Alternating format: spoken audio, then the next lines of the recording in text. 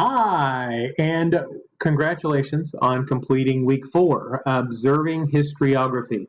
Wanted to just give a couple of very quick pointers on the assignment. I think everyone is moving forward. We've corrected some of the simple formatting and footnote noting problems, and that's always nice to see those go by the wayside. Now we can focus more on content.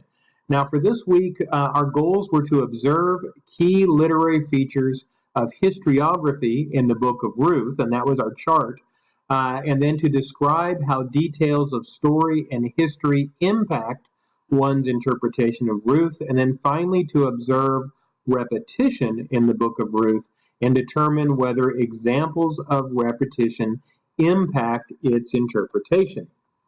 Now, for assignment 4.1, it was observing details in the text, and you had a chart to complete. Now, for me, whether it's a chart, whether it's a discussion post, whether it's a blog, whether it's a paper, I am always looking for use of the Bible, use of our textbook or other readings assigned, and outside research to do a true academic interaction with each project.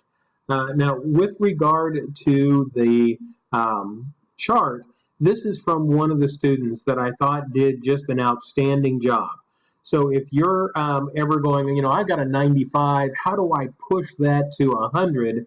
This is a 100 chart. Now, I just took a couple of quick excerpts, but it was characterization to look at Ruth, Boaz, or Naomi and specify which one.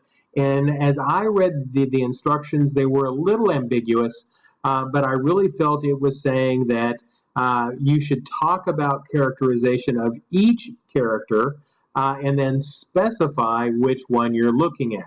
Now, the second level of the chart, this level right here, some people said, I'm going to answer that by describing what characterization is. And that would be fine. And then over in the far right-hand column, discuss the character. And so doing it that way worked. This student said Naomi is a central and fully developed character in the story. I would consider her round because of the level of emotion displayed throughout the narrative. And then it goes over to say on the far right-hand column, digging in. So in the first part saying Naomi is full and fully developed, then to talk about how Naomi fits into the overall plot. The narrator portrayed Naomi as an empty, bitter, and hopeless woman who is disenchanted and so forth, with God.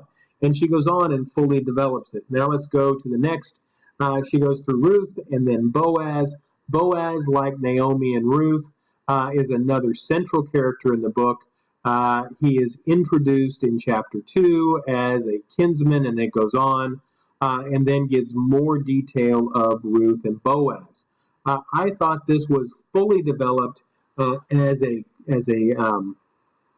assignment, because not only do we see here different references where we can see where Ruth is discussed in a meaningful way, interaction with Boaz, but the assignment here has solid interaction with the Bible, and elsewhere this student had interaction with both the textbook, and you can see that here is a footnote where they have interaction with the textbook and with outside research.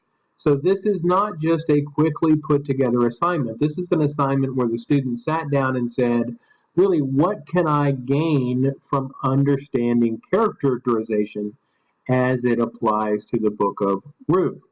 And in this case, it's a she, did this for each of the levels on that chart and made for a meaningful assignment. So this is the level of depth that I am looking for someone to get an A+ on an assignment. In our second assignment, it was a word study using tools in Logos. Perform a word study on Goel, which means redeemer or kinsman in the book of Ruth.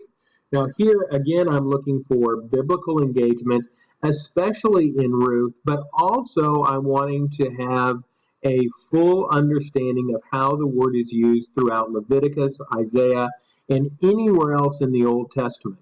Now, an excellent assignment would have taken the next step to say, what is the Greek word that is translated for Goel, and how is that used in the New Testament, which gives us a trajectory to see that this is in fact a redeemer, as Christ is the redeemer into the New Testament.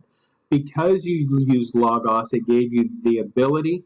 Logos gives you a nice little word chart or a pie chart of how the word is used, and you could have cut and pasted that into your assignment. I think that's a great way to add a graphic.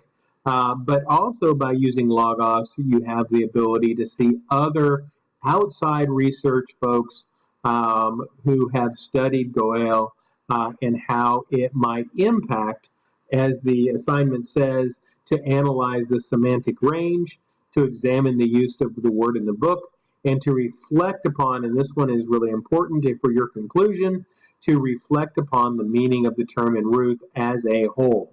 So I was looking for semantic range, but I'm really looking for how does this important term impact our understanding of the book of Ruth, but also our understanding as we arc this trajectory into the New Testament. So congratulations on completing week 4. I know you're going to do well in week 5, and not to beat the drum too loudly, but Thanksgiving is on its way, so be sure to work ahead so you're not negatively impacted by wanting to spend time with family and friends. Have a great week.